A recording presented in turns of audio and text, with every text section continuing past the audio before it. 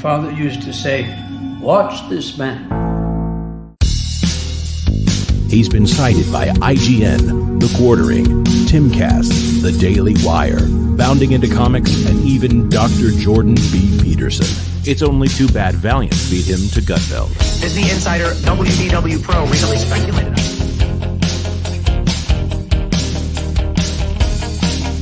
Time and time again, he's broken big entertainment news live on the air. I've been following WDW Pro and his track record for years.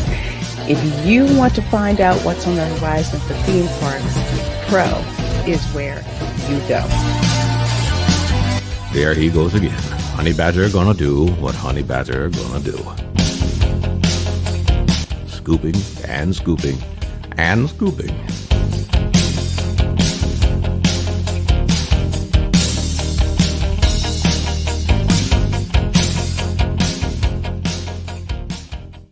Morty, let's check in on Rian Johnson's new trilogy. Okay. I bypassed the compressor. What did you do, Ray? Son of a... That's gonna leave a mark.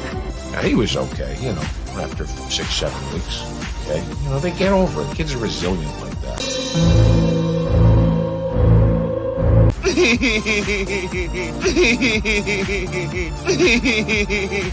Yeah. I hate it. It's the standard, what would George do? I don't want you here. So sorry, George. I didn't think it would go like this. Blimey, you fools. I've fallen, and I can't get up. Weird. Stay away from liquor, kids. I have always liked Cowabunga. Cowabunga! Now that's more like it, Mr. Wayne.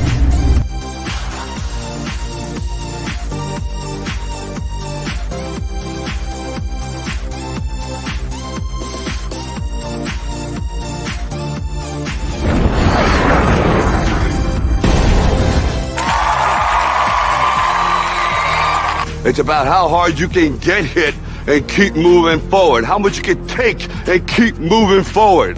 The Force will be with you. Always. That's how winning is done. I am vengeance. I am the night. That's what she said. I am Batman. If I won tonight, I would come home and we'd celebrate. Well, I'm coming home, we're celebrating. God bless you all. Watch your habits, for they become your character. And watch your character, for it becomes your destiny. What we think, we become.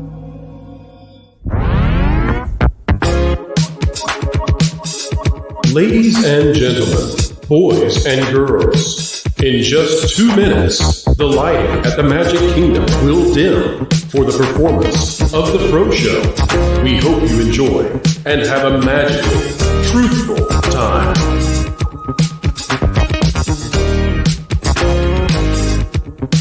For the safety of others, please, no flash photography.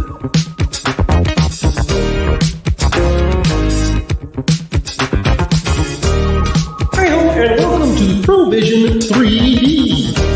All right, everyone, put on your coffee glasses.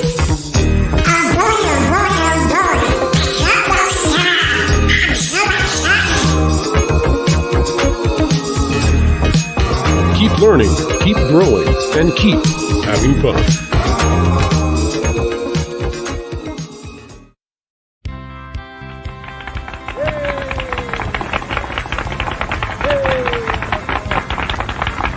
To all who come to this happy place, welcome. You know that you've been taught the golden rule, do unto others as you'd have them do unto you. Yes, Paul. Autobots, roll out. I'm bringing the party to you. If somebody's going to try to blackmail me with advertising, blackmail me with money. Fortune and glory, kid. Fortune and glory. We're gonna do it!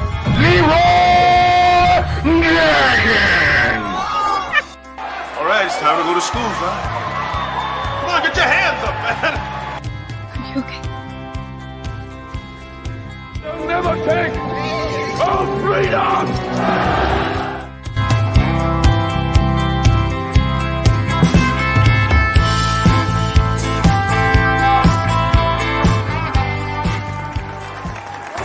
From the redwoods of California to the hills of Tennessee to the Rockies in the Sunshine State and Maine with that bright and shining sea. From coast to coast in North America, it's time for your host with the most, bringing you all the entertainment news that should be fun. Ladies and gentlemen, boys and girls, it's time for the show that explains entertainment and gives journalists the next day's headlines. It's the Pro Show Live! Hello, folks. Howdy, how are you? Happy to have you here on a Monday. Don't normally do this sort of thing on a Monday, but you know what? It's Mouse Day, baby. It's Mouse Day yet again. James O'Keefe launching another much shorter video today, and this one's going to have implications, folks, that may have some of the panelists disagreeing about today. So this is going to be fascinating to see everyone's different takes on it. I've got a take. Jonas got a take. You got a take. We get a take. Everybody get a take. Folks, we're not giving away cars here. We're just giving away takes. Hot takes, fresh out the oven. Jonas, are you fresh out the oven? Did Wilton let you out? I mean, I'm a little disappointed. You put on a wig, you go on a couple of dates with a Fox executive, and James O'Keefe cut you out of the video. How would you feel? Folks, just in case you're needing a refresher on how things are going with Disney as we top 1,000 out there, before we bring on the panel, folks, this is our own undercover camera feed we have from behind the C-suite at Disney as these tapes continue to roll out. And let's just say today, the reason they might be a little afraid is because apparently there are 2 more tapes at least on the way. Here we go, folks. Here's Disney right now.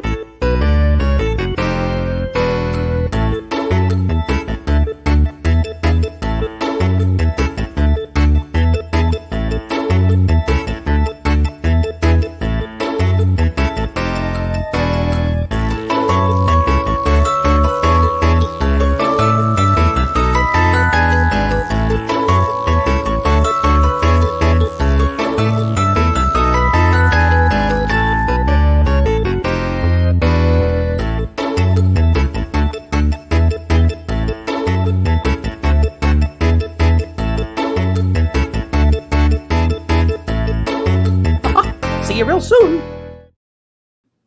All right, folks, we mean no harm.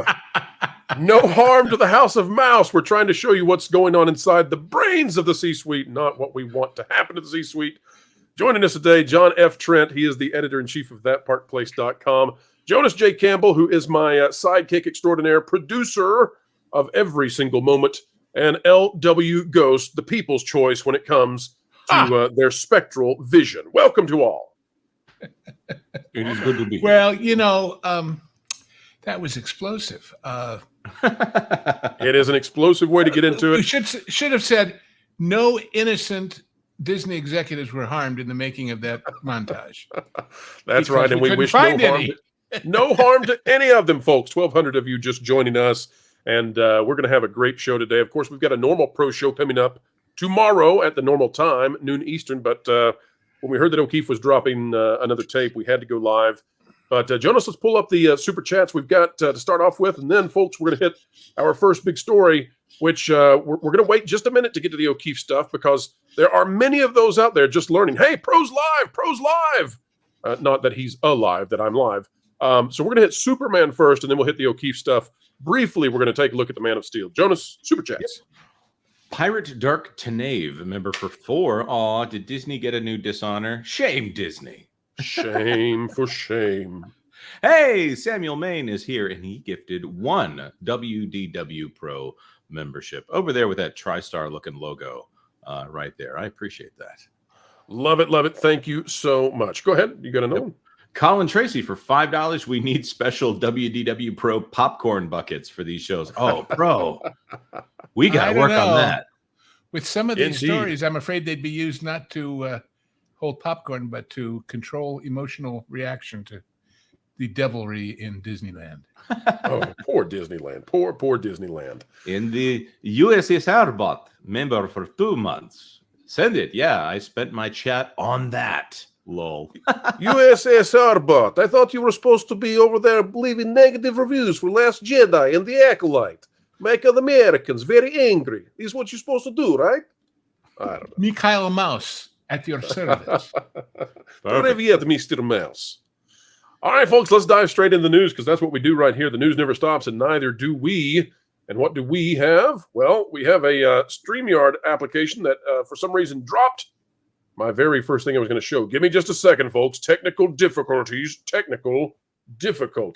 Let's see if we can get this pulled up here.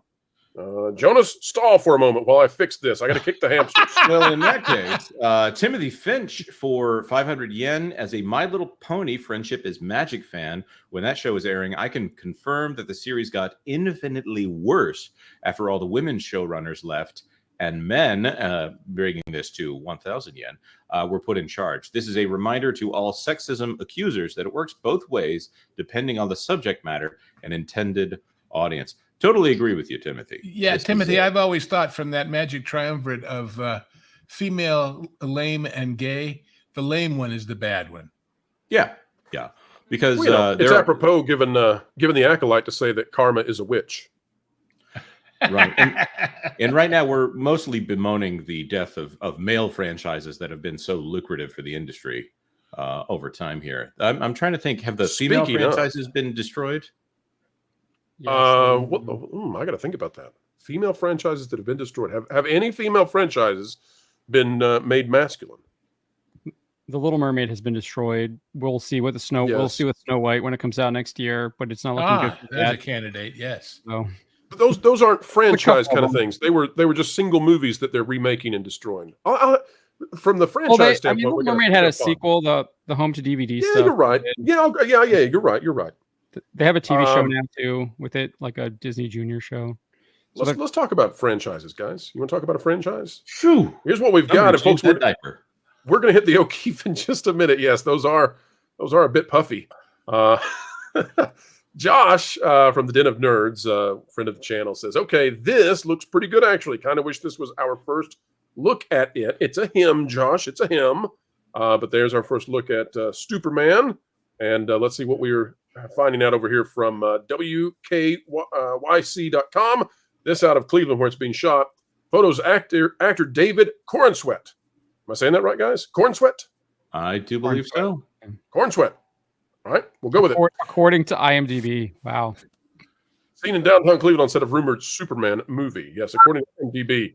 He's going to be up on this thing. 10 days after downtown Cleveland was transformed into a movie set, which many believe is the new Superman film, actor David Cornsweet has now been in the city, and you can see he's wearing his black. He clearly has. If he's there, why are they saying many believe? It's true.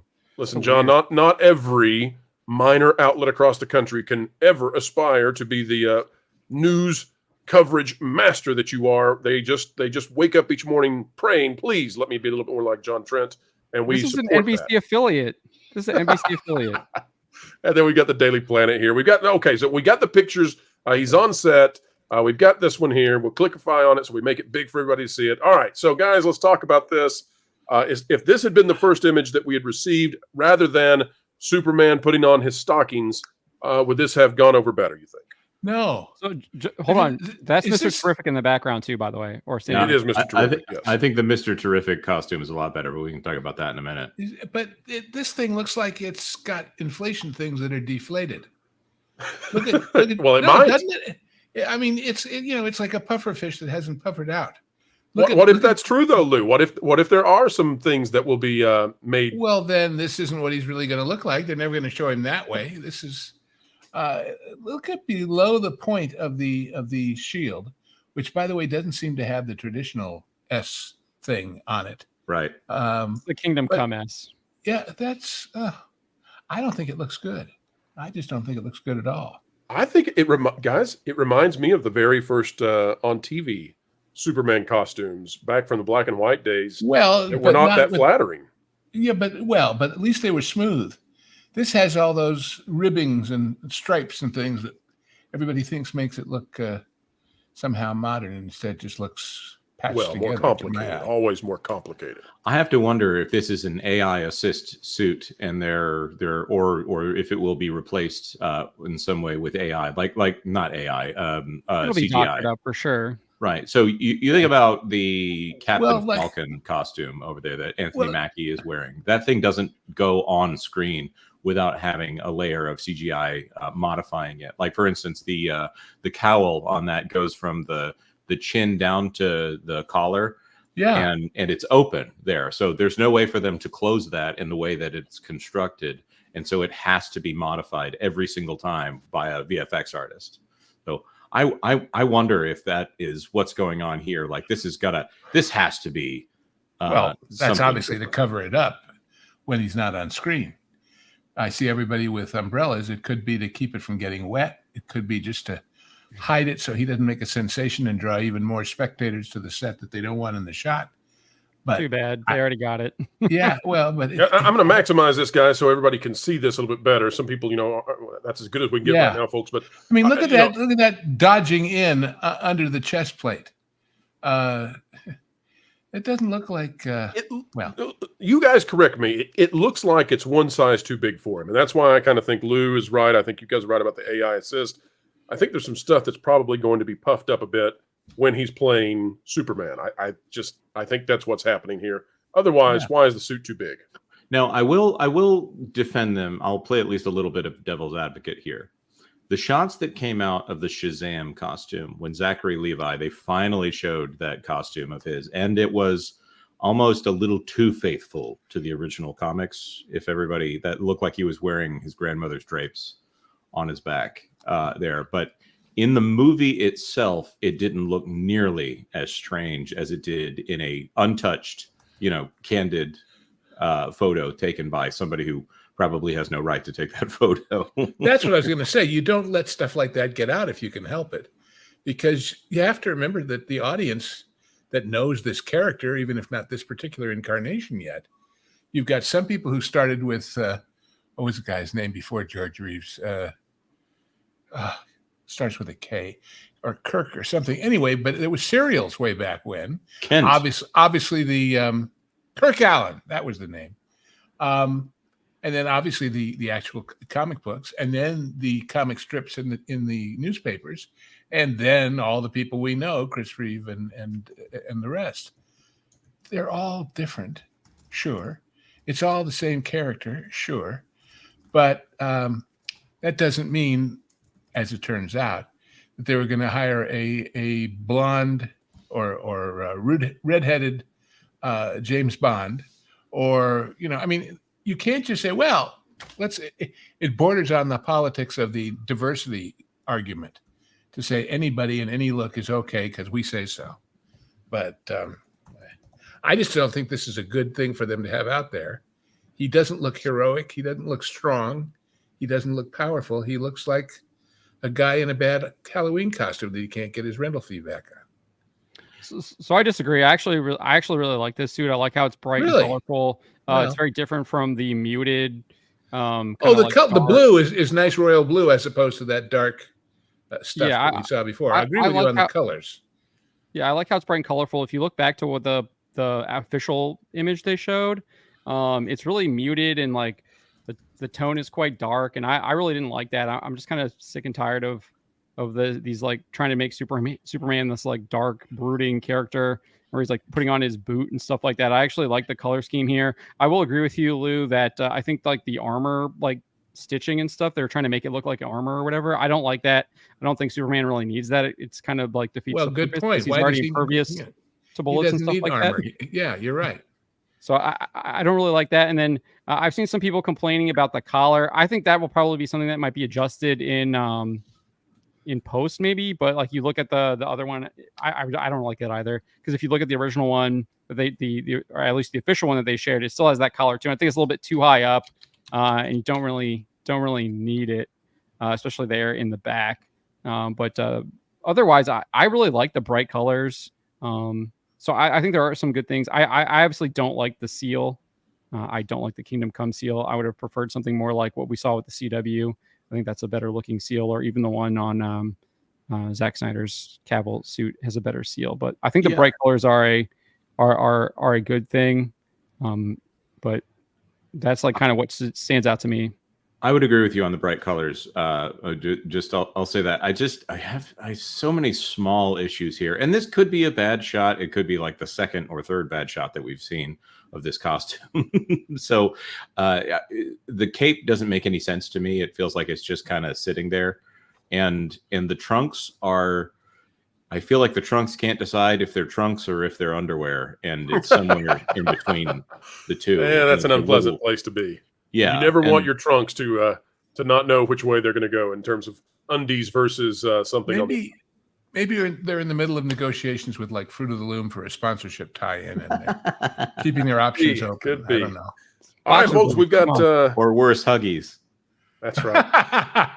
All right. Well, lest we pamper this too much, folks, let's move on to the topic that so many of you are here for, and that is we've got the second round of the Disney tapes here, and we're going to be taking a look at these. I think some of our panelists are going to disagree again on this. I just have that feeling because there are some interesting things about this that you're unlikely to hear in other places, as they're just going to go straight to cut and dry analysis of what's in the video. There's a meta discussion, though, that needs to happen here. But before we get into this, of course, this is the second set of Disney tapes. The first coming out last week, Thursday. We had round-the-clock coverage, starting with That Park Place, then right here, then on Valiant Renegade. And we're going to do just this one today. Of course, Midnight's Edge was covering this earlier. But this is coming on the heels of those first tapes. If you've not seen those first tapes, go watch them. In the first tape, some of the bombshells we found out were that according to this Disney VP, and folks, there's been some allegations that he's not a big fish at Disney. John, we discovered later on that he actually has had articles on like Deadline and Variety published just about him. So I think he's not a small fish. Promoted. About him getting promoted. Like, right. So he's not a small fish. He's a senior vice president. When Deadline is covering you that way, yeah. So when it comes to getting deals done with the actors for television shows at Fox. The bombshells that he dropped were, of course, that Disney allegedly, according to him, did not hire some people of African descent because they were not, quote unquote, black enough. Also, that some positions are simply not open for white men. And that's just the beginning of the things that we're finding out. O'Keefe has later said that he's got people now reaching out from inside Disney. So that's great. We've had people reaching out to Film Threat. That's great. We've got our sources. All of this is great. We are welcoming and happy that O'Keefe has hopped into the fray. And there's plenty of room in this pool to swim around. So, folks, we're giddy with excitement to have somebody else joining us. I know people out there have different opinions about O'Keefe. That's fine, too. We're not going to, wade into that too much unless it becomes part of the tapes. But let's go ahead. I will say some of that is definitely going to come up over the course of reacting to these tapes. Okay, well, fair enough. We'll get there when we go there. Here's what it says, though, folks. Confronted. The Walt Disney Senior Vice President Michael Giordano is confronted by James O'Keefe and O'Keefe Media, which is O'Keefe, after uncovering Disney's discriminatory hiring practices. The situation intensified when one of our American swipers confronts Giordano about having a tickle in his throat to avoid seeing her while on a date with another American swiper. Both journalists leave the scene as O'Keefe enters the stage to question Giordano. So he's been catfished, folks. Double catfishing. Can I translate that a little for people who never saw the first ones? Please, please. The original footage that you may have seen pieces of him explaining all this about Disney's hiring practices were taken from dates that he had with two different women who connected with him on a dating site, who were actually O'Keefe's journalists with their undercover gear. But he didn't know that there were two of them. He was just making the same pitch about what an inside honcho he is to two different women that he wanted to have a relationship with. So what they did for this one was they set up a date. Both of them called him to see if he was free or something. And one of them was told no because he told her he had a tickle in his throat and he better not do it. So he goes out with the other one. And apparently the other one says, hey, a friend of mine is going to meet me here. She's got to return a key fob or something to me. Is that okay with you? He says, yeah, sure. What's the big deal? The other girl shows up and she's the other one he had the date with that he told he had the tickle in the throat. So now the other one comes back. You know her? You know her? You all know her? And that's the point where O'Keefe steps in and says, hi, Michael, guess what? You're busted. This basically. Was multiple layers of, oh no. Multiple Especially layers since of. he sees the cameras rolling and runs to his car and is chased down the street in the middle of the Sunset Strip. It's never you never want to be chased by cameras to your car. That's a bad feeling, especially if you're not the kind of person the paparazzi is typically impressed to follow upon. But folks, let's get into the video. Especially up there, because Michael Giordano has to know that there are probably people sitting in those sidewalk cafes in that particular part, the very, very center of the Sunset Strip Hollywood zone, who are going to recognize him and see what's going on. Okay, so hold that for just a moment. Scared to death of that.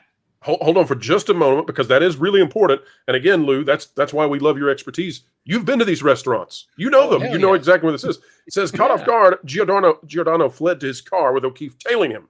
The scene at Sunset Plaza did not go unnoticed. Hollywood influencers, ex-Huddy, Chiara Hovland, and Nick Higgum, who witnessed the entire incident, praised OMG for saving the city and pledged to check out O'Keefe Media Group. All right. Lou, where he went was not a place you go to be hidden, to have a secret date. He was out there. Where you go to be seen and be seen. All right, tell us about where this is. Way, well, it's right in the heart of what's called Sunset Plaza, which is the center of the Sunset Strip. This restaurant is called Le Petit Four. It's a very famous French. Le Petit Four is a petit four, or the little pastries. It started out as basically a pastry and sandwich and coffee place, and it is frequented by all of the people who were born in France but are making the high life in Hollywood. This is their hangout. This is the French expatriate center of life in the universe. And by the way, the fact that he ran to his car, which was parked right there in the middle of the Sunset Strip, this guy's there a lot, and he's got some kind of very high tipping relationship with the valet guys, because if you had Google Earth and we're going to play, I could show you the whole geography. But the point is, the restaurants up there on the street, their parking is down the hill behind them. And you pull up and you slip the guy your however much, and he takes your car down. And when he sees you getting ready to come, he's already down there getting it. The fact that they gave him a spot sitting there for theoretically an hour or two while he has his date, he is known to them, and therefore he has probably got a lot of mover and shaker buddies who also know him, who are also there frequently, and who he had to think when this thing started to go down would be seeing it, and he needed to get his face out of there before too many of them saw it. Well, I'd say many of them have seen it now. I think that's fair to say. Well, in fact, later when he finally drives away, O'Keefe comes back, and these people right there in front, the blonde lady underneath the type's face, starts asking O'Keefe what was going on, and he starts telling them, and they're going, "Oh, really?" And they don't cop to knowing him, but you could sure see on their face that they recognized him, at least from being a frequent customer up there. That's right. So, Jonas, we've got 3 messages here that I think we need to put on screen before we play the video. Go ahead and let's do that. Let's bring them up. House Atreides. Hello, House Atreides. Good to see you. Member for 7. Don't care about Disney today. Go Oilers. Go Game 7 NHL. There you go. Man, I wonder where Stuttering Guitarist falls on that one. Nirak gifted 20 WDW Pro memberships. Thank you very much, Nirak. That is very generous of you. Very, very kind. We are so appreciative. Jonas, do we have time to play it? Can we play it, please? Yeah, I think we've got time. I want to hear it. Not right now. Yes, now, Dusty Bun. Wait. Okay. You can choose to feel sorry for yourself. I hope you don't.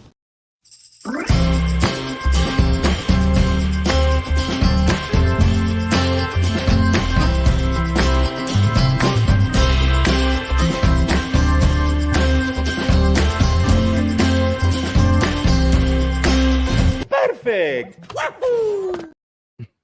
All right, folks, we appreciate it when you send in those memberships. It means a lot to us. And as much as the hamsters might sometimes go astray, it keeps them on their way on that wheel with the electricity running. So thank you so much, Nirak, for that kind gift. That's right. And thank you very much. Julie Y. Julie, why not? For $5. I have made and designed WWE costumes for over 30 years. Wow. I don't know if anyone remembers Road Warrior Hawk, but Superman stole his 9-inch tall trunks I made. Lol. Julie, we might enjoy having you on the channel sometime if you've got that kind of experience. You might be the exact person we need to do a full-on analysis of Mr. Stuperman in his new costume. So thank you. We'll have to maybe be in touch soon. Oh, that's really cool. All right. Well, let's get to the video, Jonas, and we'll see what happens in the latest. Here we go, folks. Let me make sure we've got all our audio. Yep. Crank it up. All right, folks. As far as I know, this is safe for work. I don't remember there being anything in it, so don't throw the kids away. Don't toss them out of the van. Here we go. Let's play and see what we've got. This is an LA day, you know? We haven't had a lot of them. Sorry again that I was 2 minutes late. All good. You don't care if my girlfriend comes to pick up my K-pop, right? No, of course. Okay. Oh, hey, babe! Hey. Hi. Hi. Do you guys know each other? Yes? Wait, do you guys know each other? Yes. We are? Oh, wow. You told me you had a tickle in your throat. I did. I Is this how you call it? Come on out with my friend. All right, so let's pause here for a moment, guys. I want to ask this question because I think this is where some of the disagreement might come in. We'll take a minute pause, okay? So don't anybody go forever on this, but O'Keefe needs this guy, in my estimation, to seem credible and honest for all of this to hold together. Right off the bat, this isn't a credible and honest guy because he's playing the game with two women, not being honest with them. Now, maybe that's fine. I don't know. I don't know how many dates he went on with them. I don't know what kind of belief he had in terms of exclusivity. I don't want to get into his dating habits, but I think this puts him in kind of a negative light right off the bat. Lou, do you agree? Do you disagree that this might have been a misplay? I disagree that it's a misplay because I don't think you can make him look any more dishonest than he already is. We don't know that there aren't 8 other women out there who don't happen to work for O'Keefe. And I don't think that part of his personality changes anything as far as his credibility of saying what he said. And by the way, if you are quote unquote two-timing, and he isn't really because they're just people he met on this thing and they're not, there's no years and years of relationship in the back of this. But if you are, what do you tell somebody to get them to be impressed with you and want to go to your house? Hey, I work for a company that discriminates and is racist, and isn't that exciting? I don't think so. I feel like we're watching How to Catch a Mouseketeer. Well, okay, I'll buy it if it's that, but I just don't think the two subjects connect in the way that you're suggesting. Anyone have a differing opinion on that? Is everybody, John? What's your thought here? Yeah, so I actually think that it just shows that Disney employees are sleazebags. Well, there you go. Or at least that one. Well, other than him ditching a date to go on a different date, I think that's obviously, it's not the hugest crime in the world. It's obviously dishonest, and I would never do that. Obviously, never. I'm here, but I don't think it's, as far as I'm concerned, that's the worst thing they've got him on here. The thing that I don't want to say, there's something I'm going to save till after they talk about it in the video here. There is a little bit of something here about O'Keefe himself that this video very much focuses on the relationship aspect here and the you've been caught aspect of it more than it focuses on new information. It's How to Catch a Mouseketeer. That's what this is, I think. That's the flavor of this one versus the other one. Let's play on and we'll see what the audience thinks. I just want to. I agree with you, Pro. I think the last one was more like fact based. What has this guy been doing? Sure. What is telling about Disney? And this one is more like I see a lot of people in the chat saying it's cheaters. It's more of the kind of entertainment, getting more eyeballs onto the fact that why is he even doing this? Right? Like it makes me wonder if it's a bridge, John. Right. It's a publicity bridge to get to the next one. Maybe there was fear that they were not going to hold the attention of the audience all the way till the next Thursday. I'm not sure what caused them to go with a 6-minute release today. I know when we talked about this on the That Park Place channel, Lou kind of talks about this all the time. This is kind of O'Keefe MO. He plays things out over a couple of weeks to keep it at the top of the of your mind, top of trending, etc. I wonder also. We all talked about how when the first one came out the other day, instantly this guy disappeared. He's while we were looking for him, we were seeing his accounts disappear at various online resources. And when I wrote the article that I wrote that's on That Park Place, that's about should we feel sorry for this guy or not, basically, I mentioned this guy. I mean, Who uses, like I just said, I work for a dirty, rotten company that everybody thinks is sweet and Mickey Mouse, but really they're screwing people based on their ethnicity and their sexuality as a come on a date.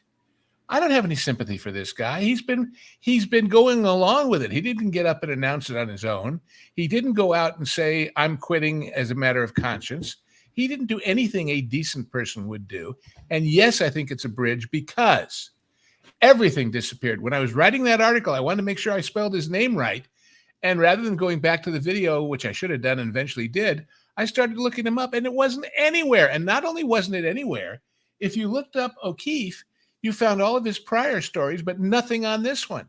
So well, we'll talk about that in a few because they put the lid on this thing. It because what you said about a bridge, O'Keefe might be thinking, I can get more people to pay attention to the meat that I'm going to further present and what I've already presented. If scandal guy is if this story is the story for a day or two, people will start looking into what the background is, and they weren't because they were being kept from it by it being dried up on the net. Right. I think that bridge analysis is right on, and I think it's what O'Keefe had to do to keep the story alive in light of the extreme disappearance of it.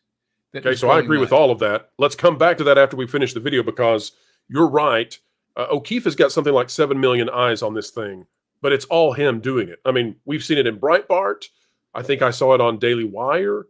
But outside of that, nobody is touching this really. Fox News doesn't want it. ABC doesn't. Well, ABC clearly doesn't want it, but you get the idea. Right. Nobody wants to give him credence or credibility. We'll come back to that, folks. Let's watch some more. Is that Chris Hansen?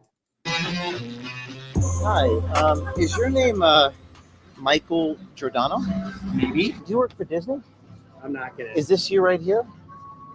I'm not. So, so you are the vice president of the Walt Disney Company? Okay, so folks, he's not the vice president of the Disney Company. I think O'Keefe might have been taken aback that he was already having to go for the chase, but not the vice president of the entire company. And you're on tape saying that you don't hire white males. Quote, no way we're hiring a white male. There's no way we're hiring a white male, Mitchell. Sir, are you the vice president at Disney?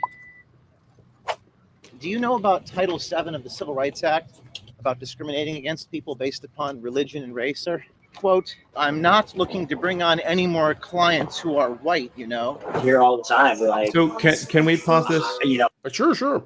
So there's a couple of things here. I wonder if he is misrepresenting things because to say he's the vice president of the Walt Disney Company, that's not generally, people outside of Disney would not necessarily know that that's not a very high position. Senior vice president is an executive, but it's not like the second in command of the entire organization. Right. He's not Josh Tomorrow. He's not Dana Walden. As well I don't as think he's misrepresenting it. He posted that image there on it that says what he is, that he's a senior vice president. Well, it's the kind of thing that here we would say that it's not. We would add clarity to it, right? The four of us sure, but he's on the street confronting the guy. But it's also something that is just misrepresenting enough that it's not false, but he might be trying to put him on his back foot and try to say, no, that's not right. I am this. Just like he's saying, I'm not looking to bring on any more clients who are white, you know. I think in the context, he was saying that other people were saying that. So I wonder if O'Keefe is trying to bait him by intentionally taking all of the quotes in the worst possible light. I think it's more than that. Look behind O'Keefe. As he starts to get up and chase this guy out of the restaurant and down the street, a busy street in the middle of the day, a busy restaurant, if he says, you're vice president of Podunk Industries, nobody's going to turn around.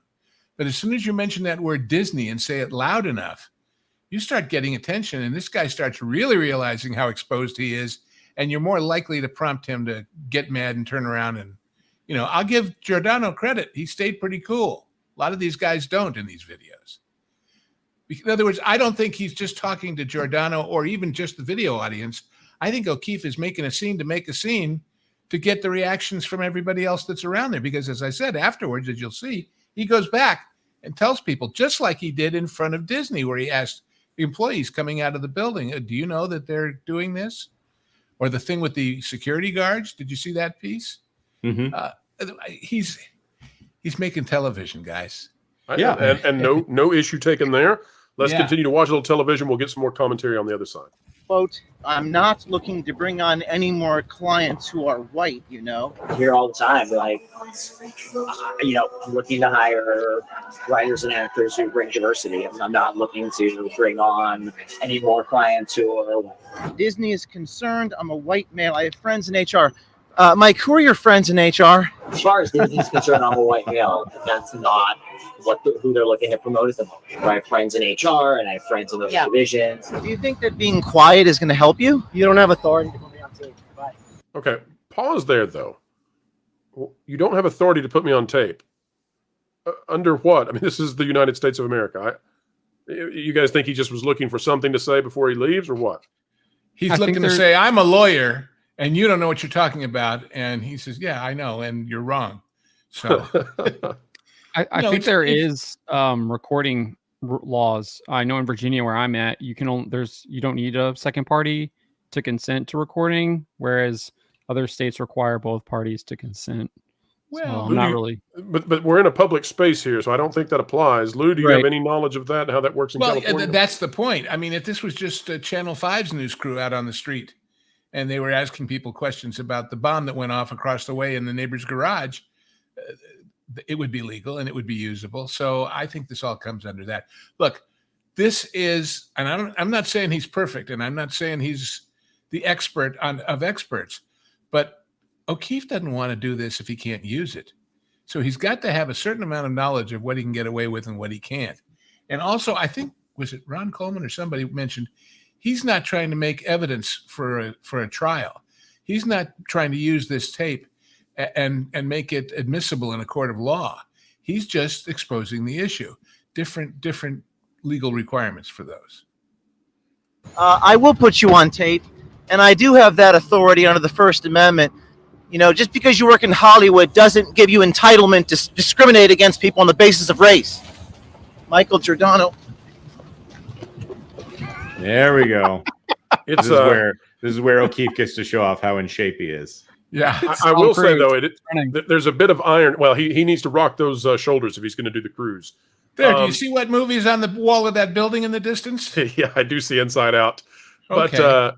guys, is there any loss of irony here on the idea that Giordano, a senior VP at the Walt Disney Company, flees in a Model S Tesla, probably a plaid?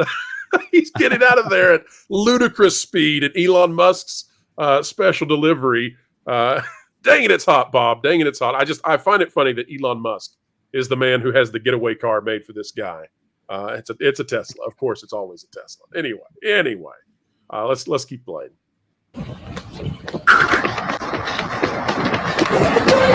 Sir. He's still chasing him in the street. If it wasn't a Tesla, he could have caught him. See if we can catch up to him. Hi, Michael. Watch out. Watch out. Hi, Michael. Discrimination on the basis of race. Title 7 of the Civil Rights Act. Red light. Look at his face. Oh, wow. Look at his face.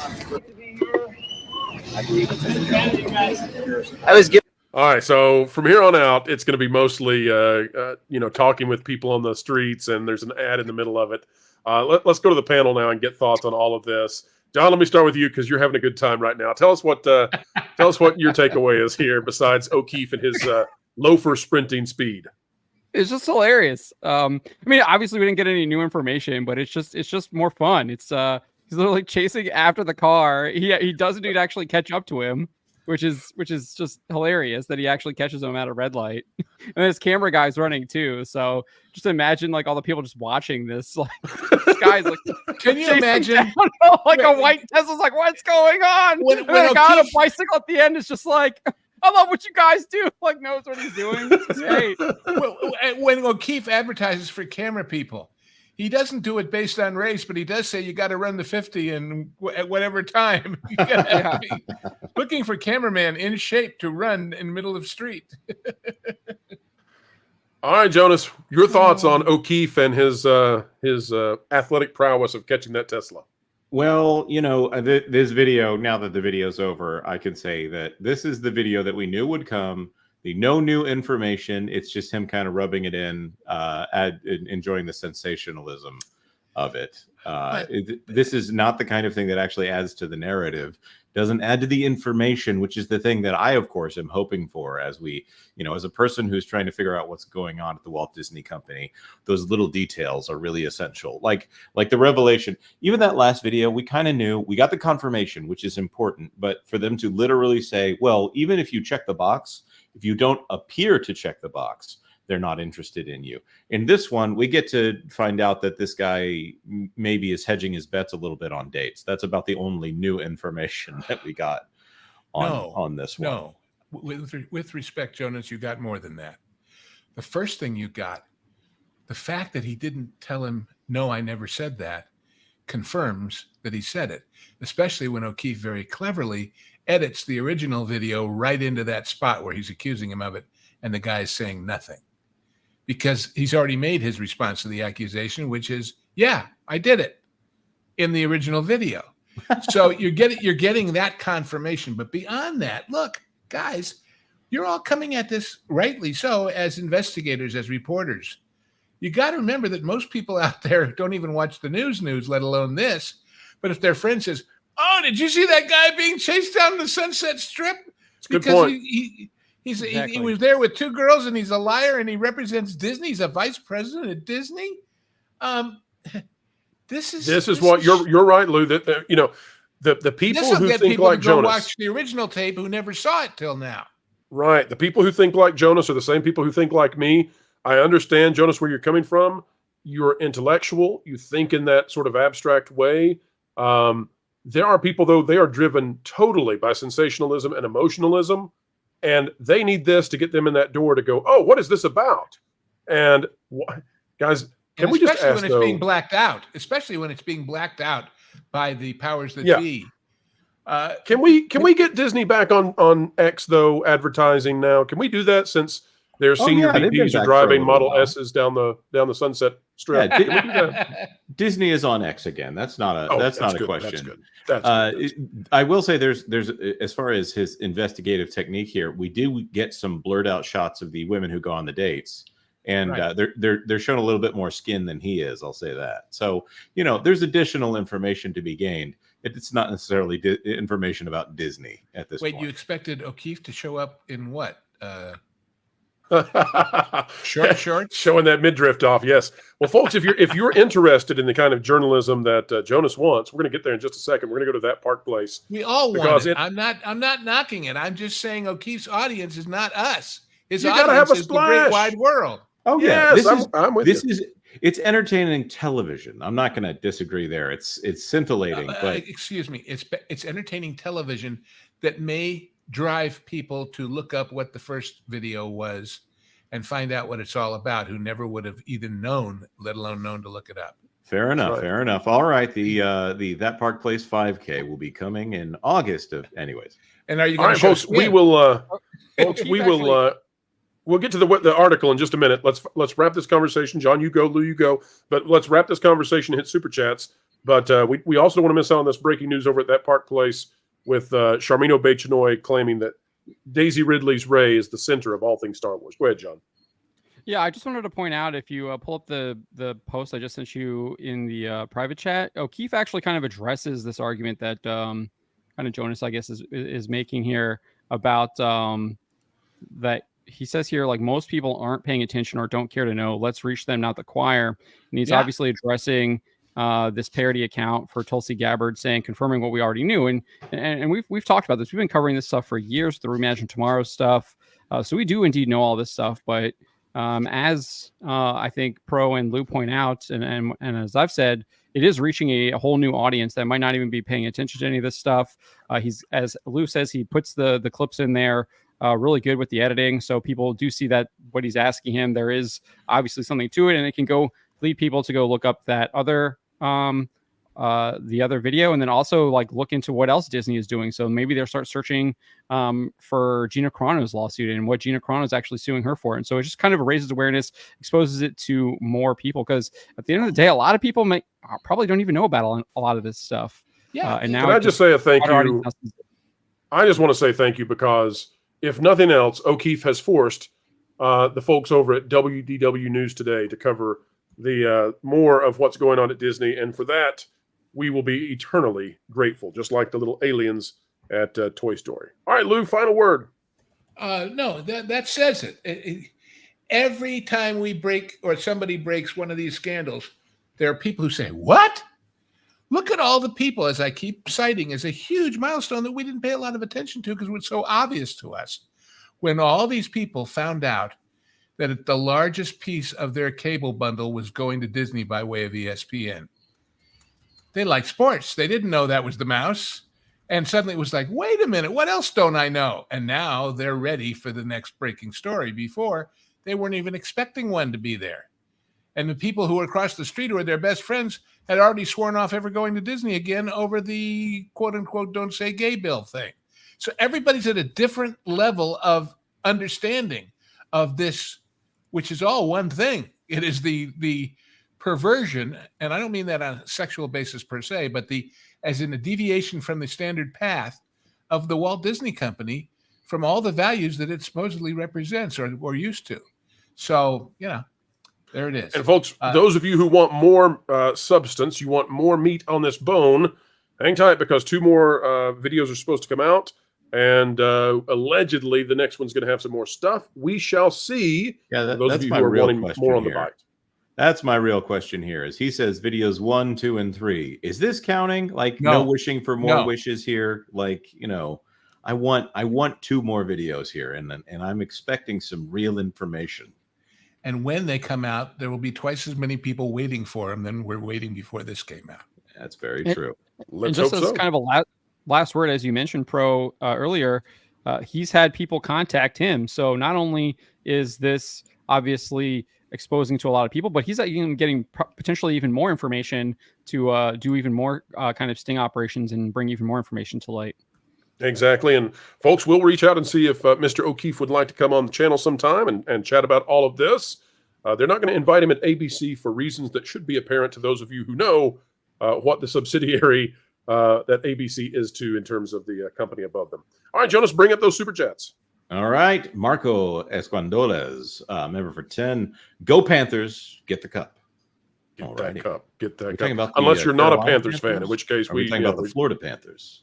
We've got some drama here brewing because we had a previous super chat that was an Oilers fan. I see. And Samuel Main, not just gifting memberships, also sending in a super chat for $2. The old O'Keefe videos reminds me of Candid Camera. That's right. You're on Candid Camera. Or 60 Minutes in the day. And everybody considered that legitimate. CC Karaoke, man, I haven't talked to you for a while, man. Member for 14, running after a BMW while carrying a laptop. Fire. And he caught him too. That's right. And CC, we hope you're doing very well and recovering from that crash you had months ago. I bet you're back up to full steam ahead, but hope you're doing well. Yep. Dustin Sensenig upgraded to VI Pro. Thank you very much, Dustin. Welcome aboard. And folks, don't miss out this Thursday. If you can believe it, we're going to do another pro show. This is the week of pro shows. We promised Thursday, and we're going to have Club 23 and the member exclusive live stream following the one on Thursday. So don't miss it. Be there, and we'll keep chugging right along. The news never stops. And Pro, we're about to be in July. Isn't that when the new improved, we hope, Country Bears happens? We should get a Country Bears over at Disney World. We'll see how that goes. July 17th. We should get a Deadpool and Wolverine. That's supposed to happen. July 17th. So I also need to announce that and I'll announce this over on That Park Place as well. There'll be a member pre-show on That Park Place on Thursday. So, which of course is also the fact that we are launching a brand new channel on Wednesday. Wait, what are you talking about, Jonas? You got a new channel or something? That's right. That Game Place is having a kickoff live stream, and also videos will soon start over there on the same day. Here, we did promise it would happen in June, and myself, Culture Casino, Marvin the Movie Monster, as well as Spencer Bakuli, Bounding into Comics, Nolan Thunder will be joining us. Who knows who else will be there with us?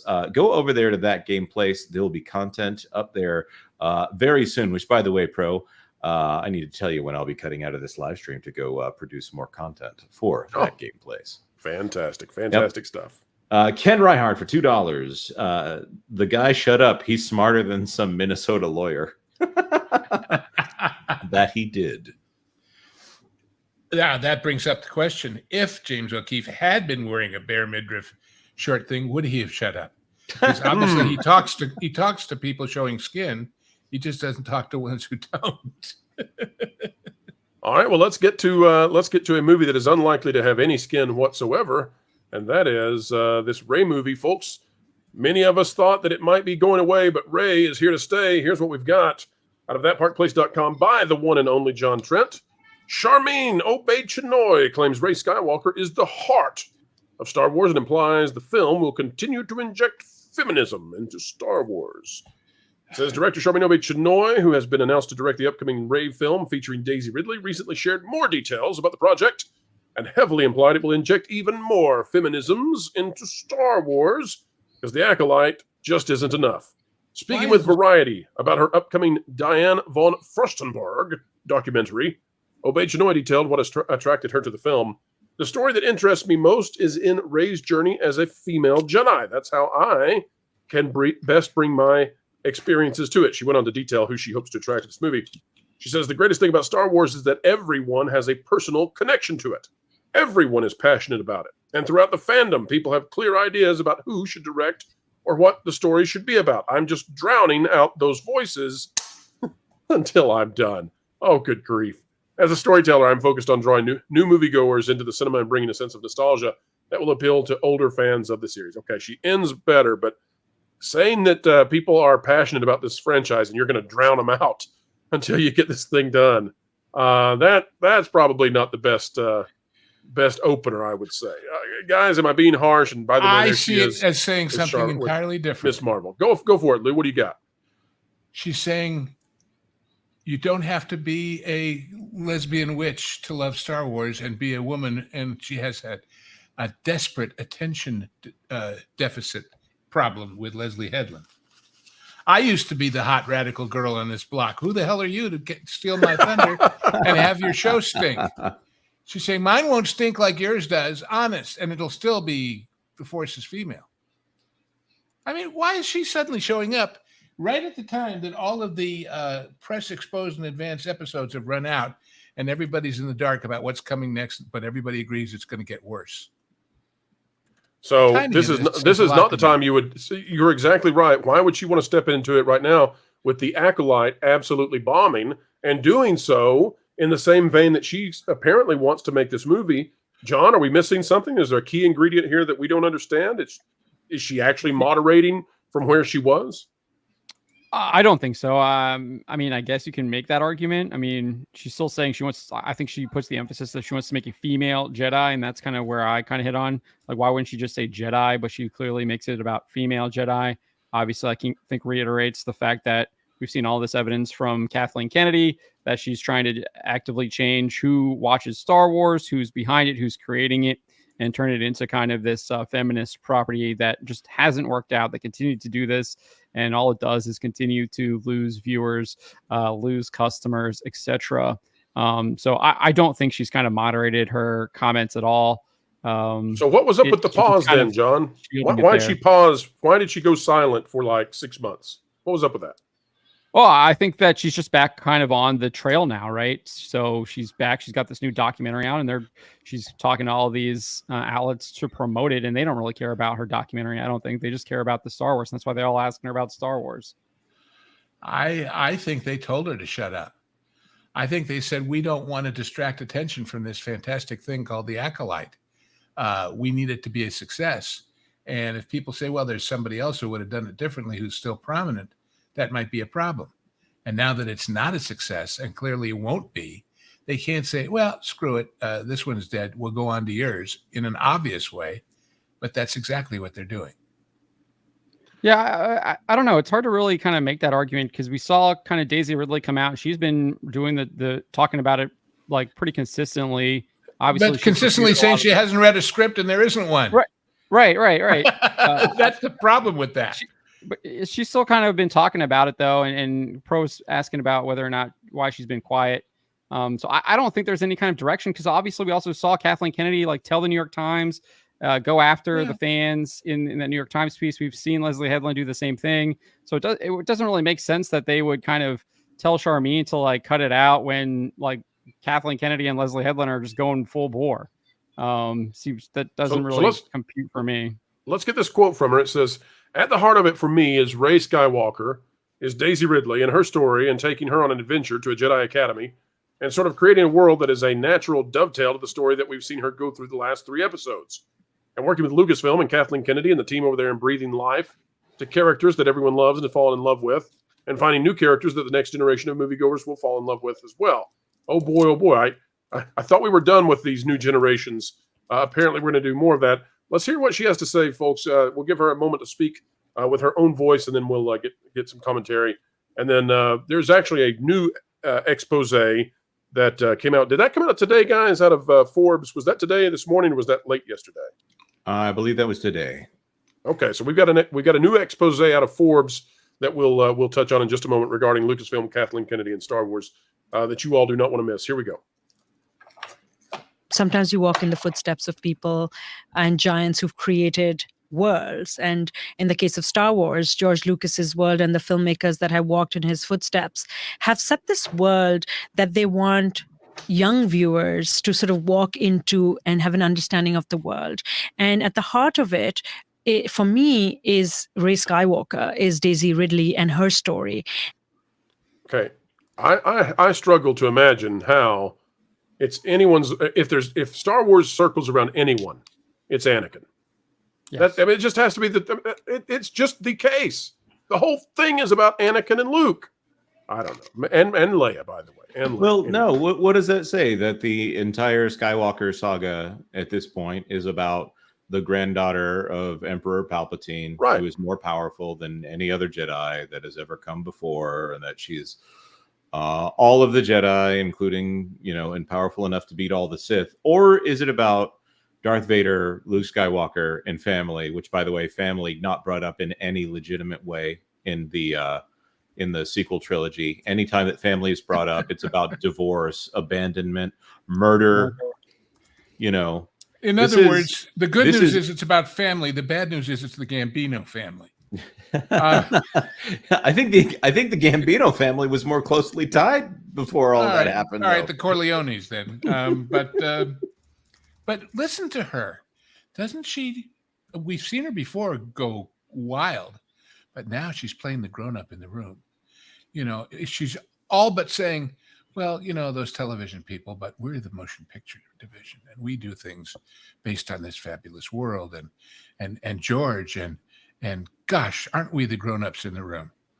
Because she knows that if, as many have said, including I think everybody in this room, Star Wars is dead with the Acolyte, well, what's she?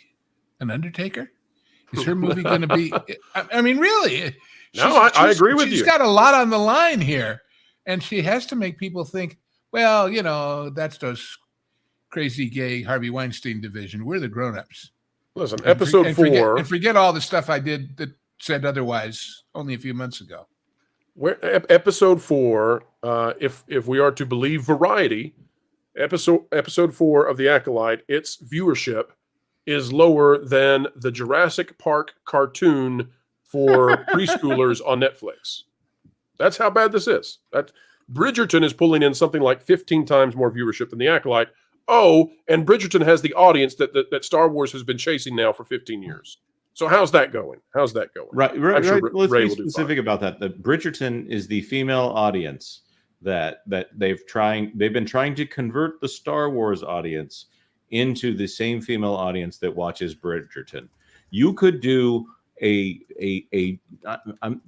maybe Bridgerton isn't generic or whatever. I don't know enough about the show to really comment on it, but it's not really breaking the mold as far as a soap opera set in the Regency era. There's some race-blind casting in there, but for the most part, it's just intrigue and drama and people cheating on each other. Race-blind casting. I think they very clearly... supposedly, yeah. I'm race-blind in quotes. But they're not breaking the mold over there with Bridgerton. Honestly, it's from what I understand pretty standard. And It's a PBS above show average. on Netflix. But in Hot People in Love is general. Well, in some of the pictures I've seen, maybe not so hot people in love as well. Oh my goodness, Pro, please stop.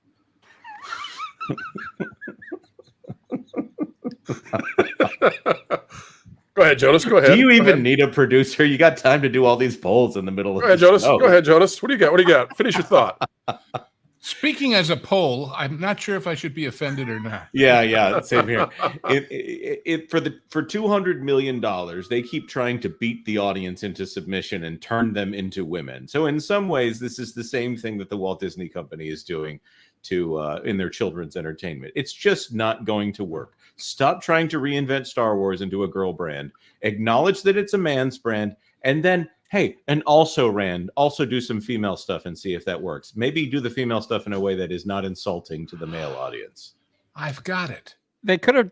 Yeah, go ahead, Lou. They need an Irish actor to say manly, yes, but I like it too. The old Irish Spring commercial. If they want to do something like Bridgerton, they already have it there. George Lucas created it. It's called Naboo. It's true. It's true. They could do a Naboo series and it wouldn't affect the rest of the Star Wars universe instead of this whole thing where they have to diminish. The Acolyte, obviously. For those of you who aren't watching this show, which sounds like quite a bit, the Acolyte goes after the Anakin Skywalker's legacy. It goes after the Jedi Council. And in some ways, it goes after Yoda. I'm just tired of this. This woman is a decent filmmaker when it comes to documentaries. I just have no faith that she's going to produce an excellent Star Wars in the tradition of actual Star Wars. Well, I'll just say, when it comes to the Acolyte, again, we could talk about the preschooler Jurassic Park. It's like Cretaceous Adventure or something, cartoon over at Netflix, and more people would know what are in those episodes than the Acolyte, because nobody's watching the Acolyte. Well, let's cover this Forbes article real quick, folks, and that is that Disney is really exposed today, not just by James O'Keefe, but also by this report by Caroline Reed out of Forbes. And it's a real case of Disney not practicing what they preach, at least Lucasfilm, Kathleen Kennedy, and Leslie Headland not practicing what they preach.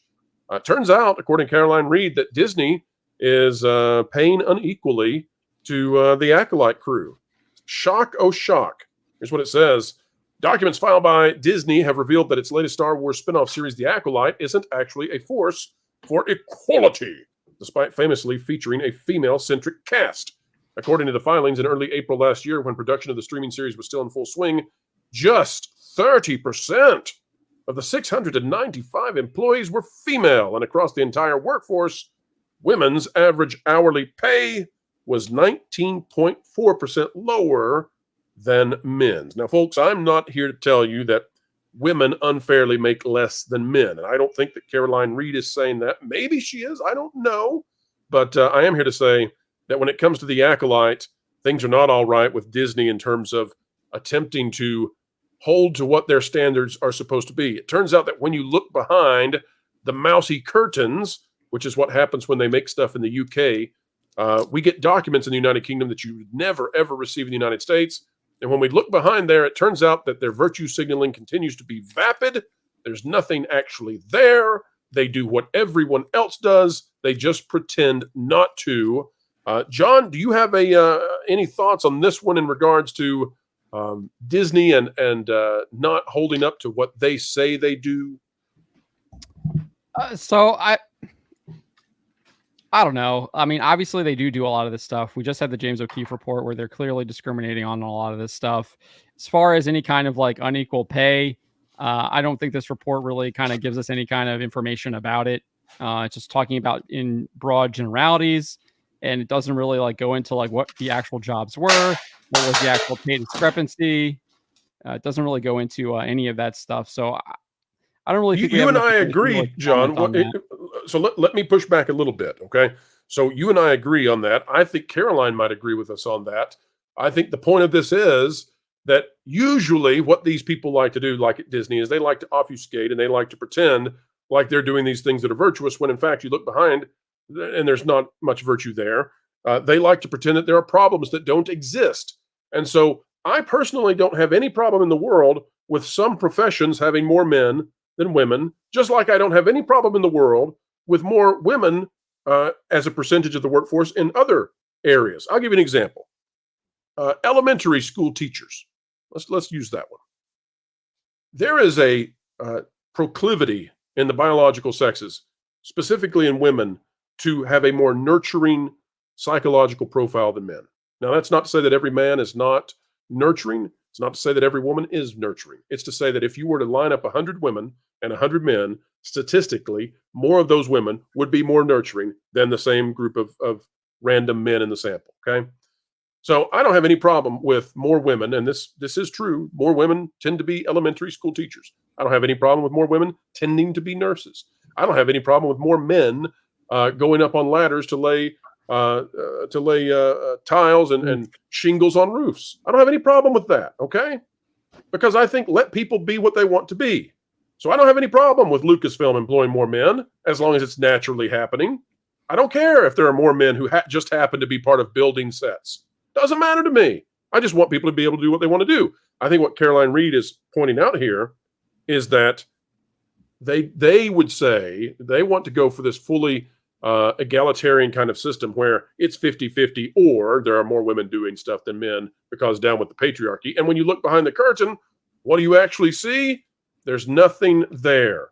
It's 19.4% lower in terms of women's average salary. 30% of the employees are female versus the rest that are men. I think it's pie in the face. I think it's a bogus comparison all the way around, and I'll tell you why. What you just said about different people or genders having different proclivities or talents. If I have 6 people from a crew, and I'm going to run the stats, and 5 of them are grips, and grips make, I don't know, pick a number, $200 an hour. And the 6th one is the script supervisor, and she makes $500 an hour. So what? They're all getting whatever the minimums are or whatever. Now, if if you're a woman, I'm going to pay you on the sly an extra $5,000, that's a different story. But otherwise, to compare it over a whole crew of people in different jobs with different normal minimums and different normal conditions, and maybe, for example, if you want to take grips and electricians, whatever, you might have a second crew that comes in at nights to re-rig for the shooting crew in the daytime.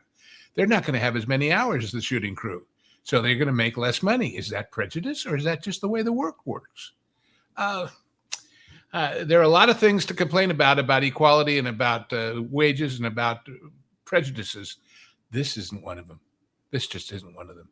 On the other hand, you could say that the stories are related in the sense that, hey, the bad news is Disney is not hiring people fairly. The good news is if they were, you wouldn't get paid as much as you are now. I mean,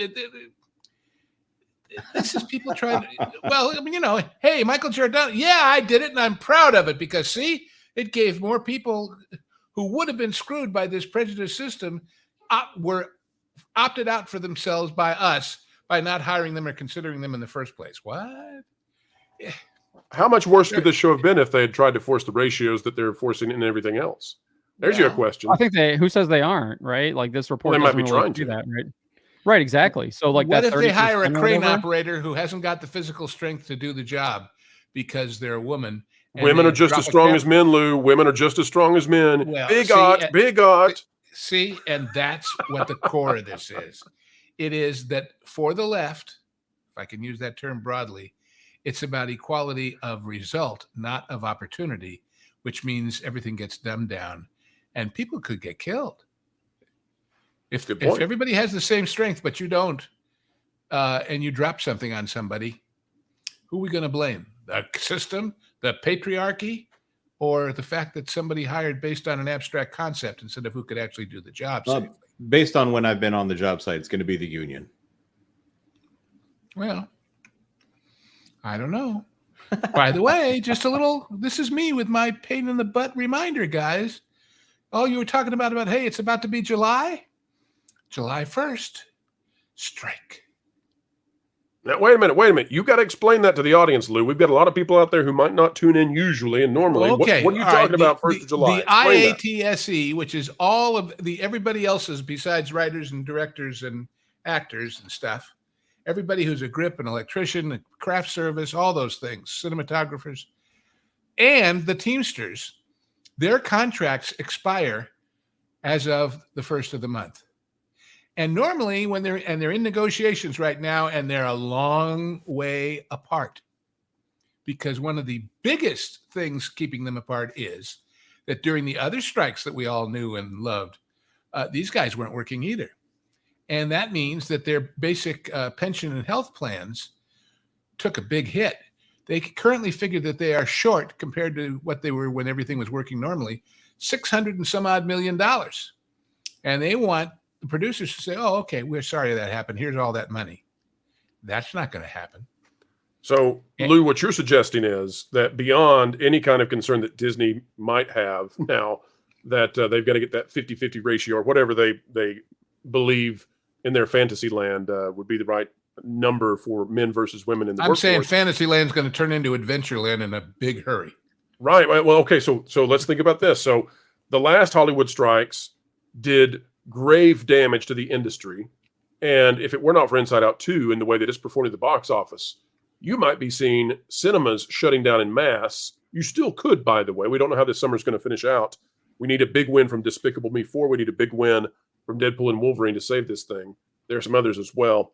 But Lou, is it fair to say that if this strike happens, if we go on a strike, and I believe that's in October, it would, is it fair to say that would be absolutely crippling to the industry if we have back-to-back years of strikes while it's trying to recover and face off with AI? Pro, what are you talking about October? I'm talking about the 1st of July. Tell us about it. They are not in any way, shape, or form going to say, well, let's keep everything open and keep negotiating.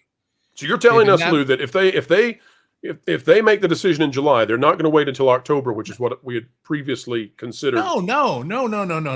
Okay. The way these things normally work is if you're getting close and the negotiations aren't solved, but they're positive and they want to keep working at it, keep on negotiating, they say, okay, here's what we'll do. We'll keep working under the current contract. It will technically have expired, but we will grant you an extension. And when we finally make a deal, and that deal is richer than the current deal, everybody who was working under the old deal will get a bump, will get a supplement to make it up to the new terms for everything they did from the 1st of July on.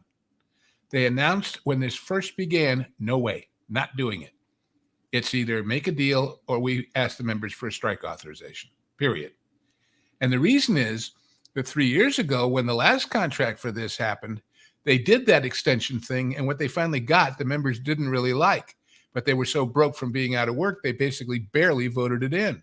And so they started at the beginning by saying, we're not doing this as a ploy. We're not looking for this to be an endless negotiation. We're not looking for this to be extended. There will be no extensions of the current contract, period.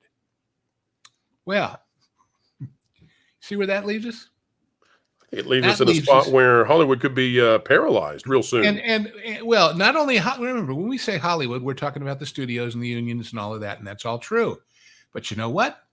They all have gardeners, and they all have dog walkers, and they all have dry cleaners, and they all have restaurants they go to. And they all have things that will also suffer, as they did, for example, during the last strike, as the economy did in general under COVID. Anything that shuts down part of it shuts down all the other parts that part of it pays for. So Lou, we've got a request out there. Some people are wanting to know what Yahtzee does. Could you explain the full the International gravity of what they Association, or I forget, Alliance of Theatrical and Stage Employees? IATSE began as basically the stagehands union on Broadway, okay? But it now covers everything that is done in the USA or Canada by a signatory to their contract, which means little independent things don't necessarily, but everybody else does. In movies, in TV, they also cover the guys at convention centers who set up sets and lights and that sort of thing, audio-visual stuff. It's everything. It's 165,000 men and women, and it's also the Teamsters that work for showbiz. And there are 14 different unions in IA. I think it's 14, 12 or 14. And each of them is it's the local, like I was in once upon a time, Local 80, the Grips, or there's the sound technicians. And each of those had their own contract under the umbrella of the overall contract, because each of those have slightly different working conditions to deal with that are unique to their profession. So you've got the 13 or 14, or I'm sorry, I should know this, but I don't remember, individuals and the Teamsters and the overall contract for the whole shooting match. And a contract is about wages and about how much you get paid for overtime and about how many hours you have to work before that kicks in and all those kind of things. It's also about staffing, about, well, how many grips do I need on this show? Or how many, how big does it have to be before I have to hire a couple more so the people that are hired already are not being overworked? It's about all kinds of details of the conditions of your job. And of course, it's about the contributions that are made by the employers to the pension and health plans, and about how the workers qualify for the benefits of those pension and health plans. And where the IA is unique on that pension and health issue is really bad in these situations with strikes. And here's why. I'm in the Directors Guild, the Writers Guild, the Dramatists Guild, a bunch of other these things. In all of those, my pension qualification to get paid or my health care to get paid is based on the total income I make in a given calendar year, not the IA. The IA's is based on how many hours they work. No matter how much for, no matter if it's minimum or maximum, it's the number of hours. So when strikes, as they did, shut the entire town down, suddenly nobody's getting any hours. And suddenly their eligibility for the health care insurance that takes care of their kid who's sick in the hospital goes away because daddy or mom didn't get enough hours. Well, how do you get enough hours? If you're good, you get hired a lot. If you're pretty good, you hope you get a TV series, because making, in the old days, 24, 26, 28 more episodes, you were guaranteed to get pretty darn close to the annual thing. You usually had to get a pilot or two or a couple of commercials during the hiatus. But now how many episodes do they make of a TV series mostly? 8? 8, 10, something like that. Almost. So obviously, how many hours? And they split it into 2 seasons, though. They greenlit 2 seasons, like Doctor Who. All I'm saying is they're not, no matter how they call it or how they officially classify them, how many hours does it take to make it? If you're making less finished product, you're spending less hours to make it, which means, oh boy, I've got a job on a hit show that's in its 3rd season or its 4th season of 8 or 10 episodes, where it used to be 4 seasons of 10, of 4 seasons of a show gave me 100 hours or 150 hours. Now it's giving me 40 or 50 or whatever it is. So the world changes, but that qualification to be eligible for these benefits is still there. And then when you shut everything down, remember, pension benefits health benefits don't come out of the blue sky. They get put in by the producers, and then a percentage of your regular paycheck goes into them in a joint fund. If nobody's working, nobody's paying. But that doesn't stop the need. And if nobody's working, nobody's qualifying. But that doesn't stop the need. That doesn't tell your kid who's on an expensive medication, just don't be sick for the next 6 months till we get back to work. How do you do that? Right. So it's just a real Gordian knot. And when you start it out, and you know that because it's a Gordian knot, everybody's going to look to fudge at the end and extend it and drag it out and not, quote unquote, be serious.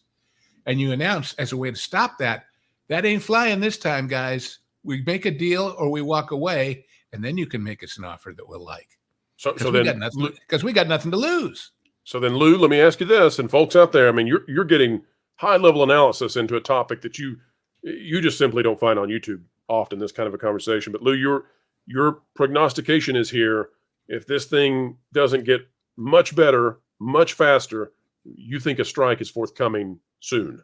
Well, you remember when during the middle of the last one, Bob made everybody mad by saying, well, they're just not realistic? Yes. Well, these guys better get realistic in a big hurry.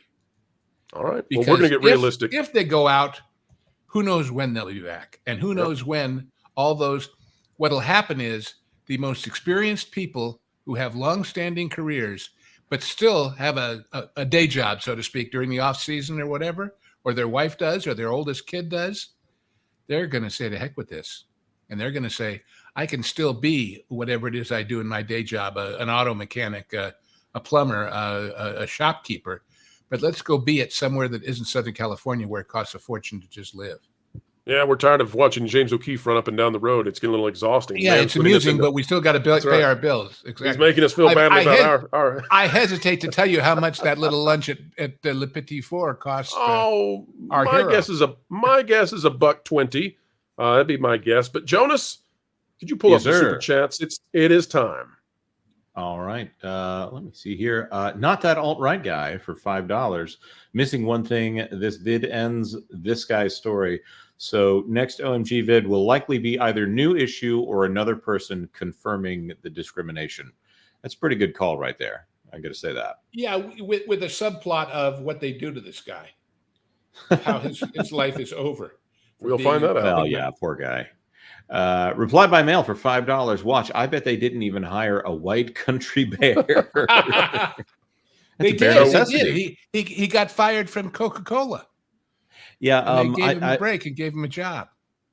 I will. Oh, I get the polar bears. If right. if it's the South Pole guy, he qualifies as a country bear, right? Because he's from the South. Yep. I will say. Well, go ahead. You will say what you will say. I will say times 10 that we've heard that Country Bears is actually going much better than the Splash Mountain redo, which did not go well. There's a lot of reasons that the interior of Splash Mountain might not be a hospitable environment for these cutting edge electric motor animatronics. Yeah. And also we've seen the cast. There is a sea of caucasity in there recording caucasity. Yeah, that would be Butch Caucasity in the Sundance Fair. Recording the audio for Country Bears. They do have at least one black girl on the video somewhere in there recording something, but it's a lot of country singers, so just coincidentally white. Well, but of course, the first, I think, there are some from bygone days, but the first modern black country star was Charlie Pride, so he gets extra points, right? Mm-hmm. Very good. Cyrano 2960 gifted 5 WDW Pro memberships. Thank you so much, Cyrano. And I just hope those cats are okay. That's right. Also, some guy named WDW Pro. Perhaps this is in a way an apology for all the polls that would not stop coming. Never. Viva la resistance and la pose. Yep. But thank you very much, Cyrano 2960. For the 5 WDW Pro memberships. That's right. Now, one more time, Jonas, before we the next poll. What's the next poll? The next poll is whether we should have even more polls, or should we poll about polling? I don't know, folks. It's a polling, taxing, vexing kind of thing around here. Jonas, before we wrap up today, I just want to say congratulations. That game place about to launch. It's like that park place. It's like that pod place. It's that game place. And you and Culture Casino are leading the charge. Beginning to cover everything video gaming. Very exciting for that to come out, for that to launch. And folks, we're just so pleased that this is going to be another part. And oh, sweet baby, are you going to ever enjoy it? Look out, though, if you are a black girl gamer, because, we're bringing journalism online, not just with thatparkplace.com. But I think you need to clarify that statement, Pro. I think you might need to clarify that one. Clarify it for me, Jonas. What did I say? There is a literal organization named Black Girl Gamers that doesn't like us very much. No, they don't like you. They're fine with me. It's John and you. They don't like you guys. If you're a girl and you play games and you're black, you're welcome at that game place. If you like truth and video games, yes, absolutely. Everybody, listen, the color of your skin. Is there something? Pshaw. Get in here and hang out with us. Jonas, did I set Siri off in your studio somehow? No, I think that was yeah. No, that was my okay, anyways, just checking. What scared me, Jonas, is and this is funny, folks, as we get ready to wrap up, but if you ever hear that little AI take off in the background of someone's studio, what that means is that you've done something that may have caused that to happen to 1,000 of your listeners. And so it gives you a moment of panic because you're like, oh no, I've done it. I would not do that to you all. I would not say her name, SIRI, and then give a command. That's a terrible thing to do. Terrible, I tell you. Something that's not terrible is checking out the Trent Report. John, tell us about everything you've got coming up there, as well as your racing channel on thatparkplace.com. Yeah, so we got a bunch coming up. I'm working on Acolyte viewership numbers. We got some new viewership numbers, I think, from Luminate earlier today, maybe might have been yesterday, but I'm working on that. So look for that coverage. Obviously, we'll be here tomorrow night on for our Acolyte review for episode 5 as it comes out. I'm really looking forward to that. Having a lot of fun with those because the show's just absolute trash. I did just get up a piece on Snow White. We have confirmation from Gal Gadot that they are now doing reshoots that began, I guess, earlier this month. So they're spending even more money on this movie after reshoots last year and now reshoots this year. So look for that too. I'm sure Pro will have a video on that. It's our main topic coming up tomorrow. Yeah, the reshoots never end. They'll just keep reshooting forever. We'll just keep on going, baby. Lots of stuff happening on the website and on the Trent Report. I just covered there's a rumor that PlayStation Studios is about to put in some kind of they're creating some ultra woke video game. You just let your imagination go wild, and it pretty much is what they're creating. But if you want to check that out, you can go over to the Trent Report and watch that video.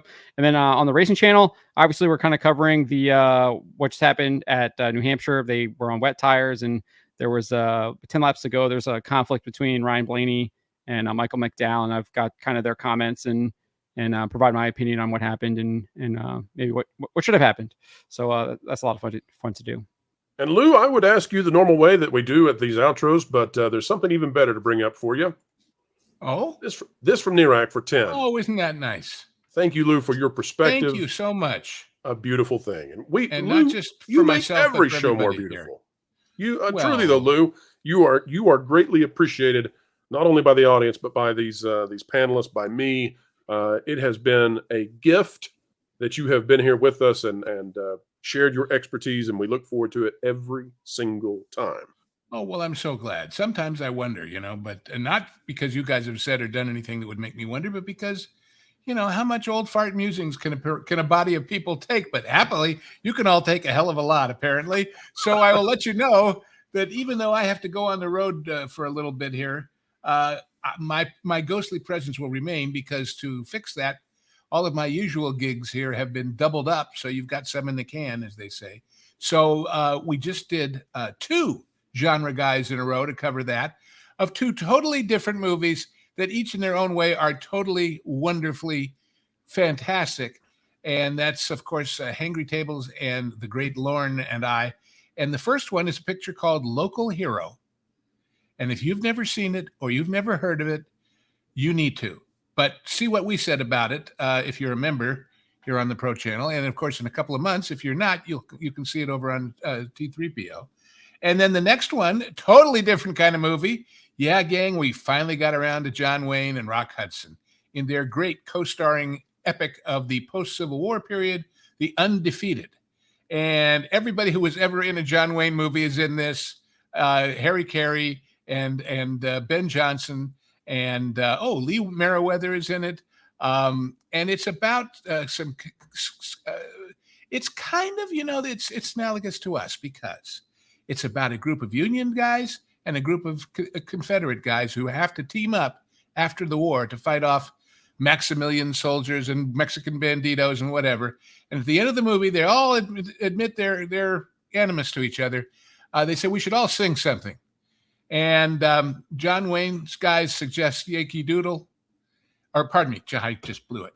They suggest the Battle Hymn of the Battle Hymn of the Republic, and Rock Hudson and the Confederates want to do Dixie, and finally they all settle together on singing Yankee Doodle, which is a kind of a nice thing, isn't it? Oh, tie to Disney hidden. At the beginning, a Confederate officer who is pivotal in setting up the movie happens to be played by Royal Dano, the voice of Abraham Lincoln at the parks. So how's There you that? go. The Confederate guy who starts the whole ball rolling is Abraham Lincoln? Go figure. Only in Hollywood. Who would have Anyway. thought? Loved, by the way, while you were talking, Lou, to see the chat flooding the entire chat box with your avatar. Very kind of you all. Thank you so much. for being Thank so you. good to Thank our you. guests. Thank you. So anyway, there's that out there. And we talked a little bit earlier about a whole new idea for another show. So we'll see. We'll see. And by folks. the way, A Boy and His Dog, who says never liked John Wayne, guess what movie is on our list for the near future? A Boy and His Dog. So you see, we got you covered either way. That's right. No matter what. All right, folks. Packing protons Okay. for 10. Ladies, we nerds may not be glamorous. We may not even look like Chris Pratt. But even if we don't find the right one, we treat you with respect. Data nerd, not a fly-by-night bird. And for all the nerds out there, if you're trying to get the ladies, remember there's just one thing that you need to do. Hair clothes. Oop, almost forgot that one. All right, folks. We're coming to an end yet again, but do not fret, not yet, for more content is coming thrice daily, including a pro show, the normal kind, tomorrow at noon Eastern. If you are a viewer who is not used to seeing the Pro Channel and the Pro Show, come check us out tomorrow at noon. We would love to have you stop on by. And folks, we're going to send you right now to Vacation Radio. It's our original music station. We are almost to monetization. And if you all could stop on by and stick around for maybe just an hour, listen in to all original music, you'll help us reach that coveted point where YouTube will then begin sending us all sorts of new audiences, because music lovers, they're not exactly the same audience as we have here, and we want to grow that all together. So we're going to send you over to Vacation Radio. We will catch you very soon. Don't forget tomorrow, Pro Show at noon, and then Acolyte After Party coming out tomorrow at 9:30 p.m. Eastern. Until then, subscribe to all my amazing guests, and we will see you very, very soon. Whoa. Super chat with 5 seconds left. Tennille89, what are you trying to do? What are you trying to pull on us, Tennille? For 5. Is discourse a word rappers use often? The wording of the whole song is equal parts spite, insecurity, and hey there, fellow kids. Let's just say there are lots of words used in that lead one to believe that she's not quite as street as she might want us to believe. I'll leave it there, folks. I'll leave it there. She's telling us she took this course in songwriting. Or someone else who wrote it for her did. Yes, there you go. exactly. See you, folks. The mainstream media just can't understand how it is we continue to do what we do. They don't realize that we are powered by you, and you are... 1.21 gigawatts! 1.21 gigawatts! Folks, we've still got decades and decades left in the can. It drives the mainstream mad. Would it make you feel any better if you knew that what we're asking Matt here to do is a holy thing? You see, we're on a mission from God. We're on a mission from God. Now you're gonna put me right back in the joint! They're not gonna catch us. We're on a mission from God. So, folks, as we always say, as we end each and every show here, and we mean it, keep learning, keep growing, and as always, keep having fun.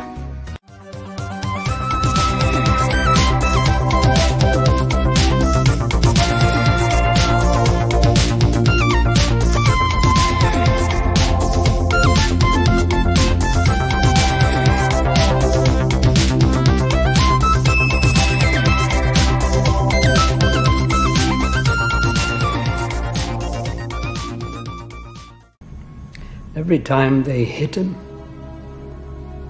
he stood back up again. So they hit him harder. Still, he got back to his feet.